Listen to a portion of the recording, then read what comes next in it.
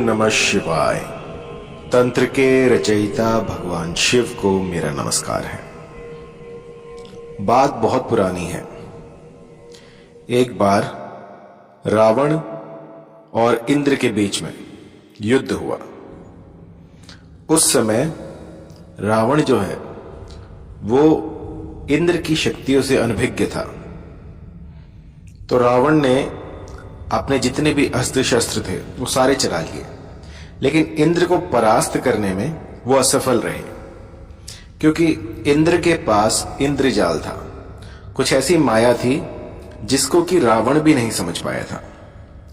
फिर रावण ने क्या किया, घोर तपस्या के बाद इस इंद्रजाल को जाना और इंद्रजाल में वर्णित इस मंत्र से कोई भी इस चंद्र वज्र वशीकरण से किसी को भी अपने अनुकूल किया जा सकता है। यह विद्या पहले सिर्फ इंद्र के पास थी और इसके बाद ये रावण ने सीखी। रावण से जो है ये धरा पर आई और इसके बाद जो है ये विद्या जो है हम सब तक पहुंच पाई। तो इस विद्या को चंद्र वज्र वशीकरण कहते हैं। जब कुछ भी ना लग रहा हो, जब सारे हथियार जो हैं आपके फीके पड़ जाएं, कोई कुछ भी लग ना रहा हो, आपने अपने सारे अस्त्र शस्त्र चला लिए हों, तब एक बार ये वज्र चला के देखिएगा। आप यकीन मानिए इससे जिसको मैंने ये मंत्र दिया है उससे 100% असर दिखे हैं। ऐसा कोई नहीं गया जिसको कि असर ना हुआ हो। हफ्ते भीतर, 2 दिन में, 3 दिन में या उसी क्षण ये अपना प्रभाव दिखाना शुरू कर देता है और सामने वाला आपके आगे नतमस्तक हो जाता है। ये मंत्र जो है आम जनता से छिपाया गया था ताकि इसका दुरुपयोग ना हो, लेकिन आज मैं आपको इस मंत्र की विधि बताऊंगा। जिस भली प्रकार से मैं बता रहा हूं उसी प्रकार से यदि आप इसको करते हैं तो यूं समझिए सामने वाला जो है वो आपके वश में होकर रहेगा। चाहे दुनिया की कोई भी ताकत आ जाए वो इसको रोक नहीं सकती।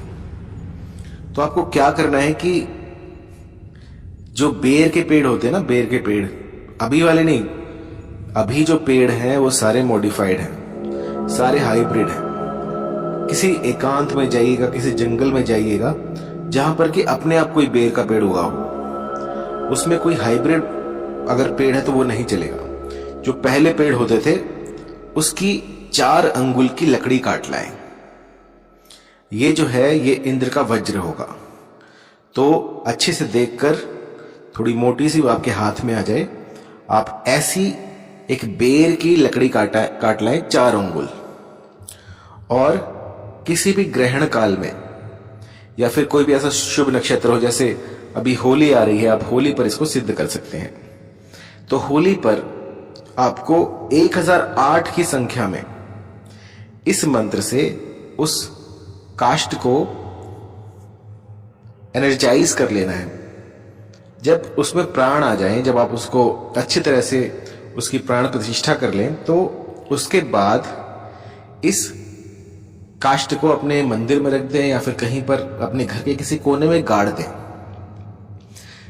इस मंत्र को करते हुए आपने जिसका भी नाम लिया होगा, आप जिसको भी अपनी ओर आकर्षित करना चाह रहे थे, वो देखते ही देखते बड़ी सुगमता से आपके समीप आ जाएगा और बस आप ही के सुर में सुर मिलाएगा।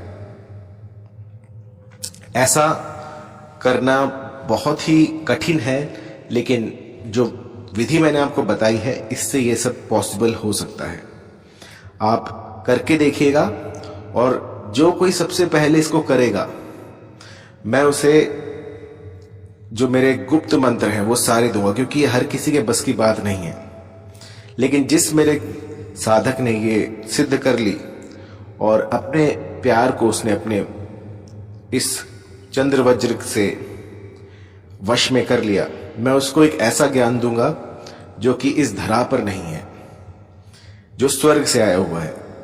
और जितनी जल्दी वो करेगा, जितना जल्दी आप करते हो, इसकी साधनाओं में जितना जल्दी आप इसको सटीक प्रकार से लगा पाते हो, उसको देखकर मैं आपको एक ऐसा ज्ञान दूंगा जिससे कि साधना के क्षेत्र में आप और आगे बढ़ पाएंगे।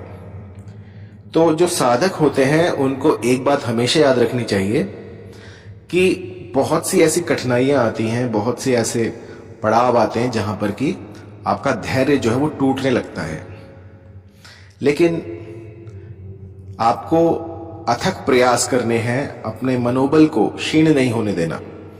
बस इस साधना में लगे रहिए, क्योंकि साधना जो है वो होता ही है तलवार की धार पर चलना।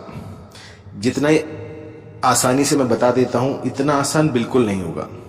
आप सोचिए, आप जा रहे हैं जंगल में और वहां से बेर का पेड़ ढूंढ रहे हैं। मैं बताऊं आपको 10 दिन में भी नहीं मिलेगा, लेकिन 1 दिन में भी मिल सकता है। आपने पहले कहीं देखा हो, वहां से आप ला सकते हैं। तो ये सब लक की बात भी है और आपकी मेहनत पर भी है, आप कितनी मेहनत करते हैं।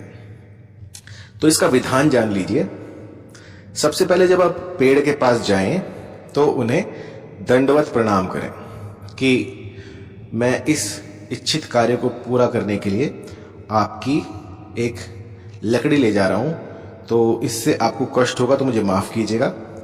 और इसके बाद आप हाथ जोड़कर उनसे विनय करें और उनसे आज्ञा लेकर, अब वो पेड़ तो बोलेगा नहीं, लेकिन आप यूं समझिएगा कि आप उसके बाद ले सकते हैं। एक बार उन्हें बताएं और उसके बाद जो है लकड़ी ले लें। लकड़ी लाते समय आपको क्या करना है कि जब जंगल से बाहर आए तो ये सुनिश्चित करें कि आपके आसपास कोई ना हो, दूर दूर तक। अगर आप किसी के साथ भी गए हैं तो उसको बाहर ही छोड़ दें। जब आप लकड़ी ले रहे हो उस समय पर आपके साथ कोई ना हो। अब उस लकड़ी को आपने अच्छे से, कांटे कुटे सारे वहीं पर ही छोड़कर अच्छे से साफ करके ले आना है। रास्ते में अगर कोई आवाज आए, पीछे से कोई बुलाए, आपका नाम कोई ले, तो आपको पीछे मुड़कर नहीं देखना है, क्योंकि यही वो समय है जब चीजें जो है वो आप पर हावी हो सकती हैं। इस समय पर यदि आप चुपचाप आ गए बिना पीछे मुड़े देखे, क्योंकि यहां पर जितनी भी नकारात्मक ऊर्जाएं होंगी वो आपको रोकने का प्रयास करेंगी, तो आपको पीछे मुड़कर नहीं देखना है और चुपचाप, चाहे कोई आपका नाम बुलाए, चाहे कोई रोए, कुछ भी हो, तो आपको पीछे नहीं मुड़ के देखना है। चुपचाप अपने घर में आ जाए और उसके बाद पूर्वमुखी होकर इस मंत्र का 1008 की संख्या में आपको 21 दिनों तक जाप करना है। सबसे पहले जो है आपको कैसे भी करके इस मंत्र की 21,000 संख्या जो है वो पूरी करनी है। जाप करते रहिए, जाप करते रहिए। जब 21,000 हो जाएंगी तो ये सिद्ध हो जाएगा। मंत्र बड़ा छोटा सा है, कोई भी इसको याद कर सकता है। मंत्र है ओम माहेश्वराय नमः। बड़ा छोटा सा है, आप इसको आराम से कर सकते हैं। 21,000 की संख्या में जब ये जाप आप कर लें तभी ये सिद्ध होगा। मंत्र एक बार फिर से, ओम महेश्वराय नमः। इसके बाद जब आप 21,000 इसकी संख्या को पूरा कर लें तो एक एकांत स्थान में जाएं, चाहे वो वन प्रदेश हो, चाहे नदी तट हो, चाहे कोई भी ऐसी जगह हो जहां पर कि दूर दूर तक कोई ना हो। इसको सिद्ध करने के लिए एकांत स्थान चाहिए। अगर आप नदी तट के पास जाएं तो बहुत अच्छा है, अगर नदी तट नहीं है तो किसी ऐसे जंगल में जाएं जहां पर कि आप एकांत में हो और कोई ना हो।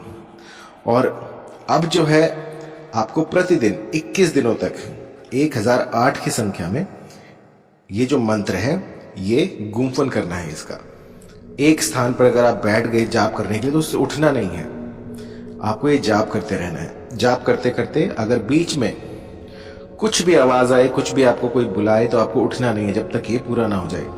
यदि एक बार आप इसको छोड़कर उठ गए, मंत्र भूल गए, तो यूं समझिए आपको दोबारा से ये पूरा प्रोसेस फिर से करना पड़ेगा। इसके लिए जो दिशा रहेगी वो रहेगी आपकी पूर्व की तरफ। आपको मुख करके बैठना है जहां से सूरज निकलता है। तो एक दिन पहले जाएं, वहां से देख कर आए कि सूरज कहां से निकलता है, या फिर कंपास ले जाएं, उससे देख लें। और उसके बाद जो है इसका गुम्फन शुरू कर दें। आपका जो आसन रहेगा वो रहेगा लाल रंग का। लाल रंग का ऊनी आसन आपको यहां पर चाहिए। लेकिन अगर किसी सिद्ध के पास मृग चर्म हो तो ये प्रोसेस आपका बहुत जल्दी पूरा हो जाएगा। मृग चरम अगर कहीं से मिले तो वो आप अर्जित कर सकते हैं, अन्यथा ऊन का आसन पर्याप्त है। इसके बाद आपको 21 दिनों तक 1008 की संख्या में इसका जो है गुम्फन करना है। इस मंत्र का मंत्र है ओम महेश्वराय नमः। मंत्र जाप करते रहिए तो 21 दिन में ये सिद्ध हो जाएगा। उसके बाद जो काष्ठ होगी, जो लकड़ी होगी, वो वज्र बन जाएगी। आप जिस किसी को भी अपनी ओर आकर्षित करना चाहें, बस एक बार वो लकड़ी उसको छुआ दें और फिर देखिए किस तरह से वो सामने वाला जो बंदा है वो आपके प्यार में व्याकुल हो जाएगा। उसकी रातों की नींद हराम हो जाएंगी। वो जहां देखेगा उसे सिर्फ आप दिखेंगे। किसी का अहित करने के लिए इस प्रयोग को ना करें। इस प्रयोग को यदि आप किसी का अहित करने के लिए प्रयोग में लाएंगे तो ये आपके जन्म जन्मांतर के जो आपने पुण्य किए हैं उनको नष्ट कर देगा और आपका जो डाउनफॉल है वो शुरू हो जाएगा। तो किसी का भी अहित ना करें और मानव की सेवा में इस विद्या को लगाएं।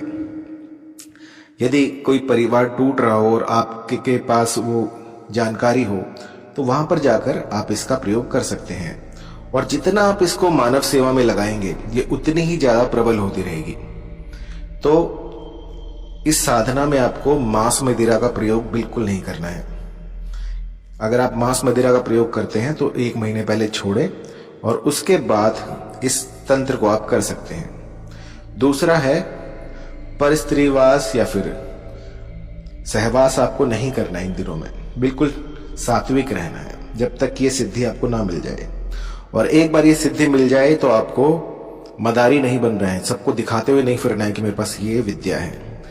इसको बिल्कुल गुप्त रखें। आपके मरने तक किसी को पता ना लगे कि आपके पास ये विद्या है। इसको बिल्कुल छुपा कर रखें तो ये और बढ़ेगी। जितना आप लोगों को बताएंगे उतना ये नष्ट होती जाएगी, क्षीण होती जाएगी।